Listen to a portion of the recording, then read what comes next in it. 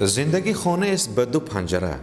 یکی از این پنجره ها رو به دریا و زیبایی ها باز می شود و پنجره دیگر رو به صحرای خشک و سوزان و بی آب و علف ناامیدی.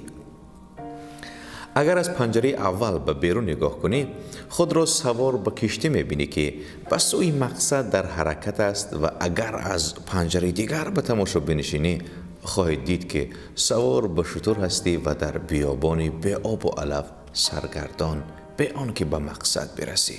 پس زندگی را از آن پنجره ببین که آن را به تو زیباتر نشان می دهد. زندگی کن و لجام آن را در دست بگیر تا زندگی بر تو چیره نشود.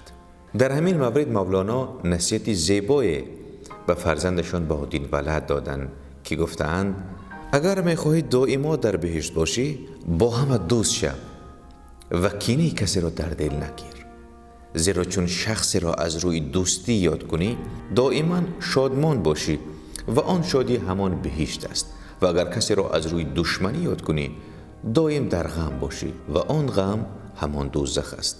چون دوستان را یاد کنی بوستان درونت از خوشی میشکفد و از گل و ریحان پر می شود، و چون ذکر دشمن میکنی باغ درونت از خارزار و مار پر می شود و پژمرده می گردد. و صاحب دل هم چی زیبایی گفته که زندگی زیباست ای زیبا پسند، زنده اندیشان به زیبایی رسند. آنقدر زیباست این بی بازگشت که از برایش می توانی از جان گذشت. زندگیتان سرشار از خوبی ها و نیکویی ها باد.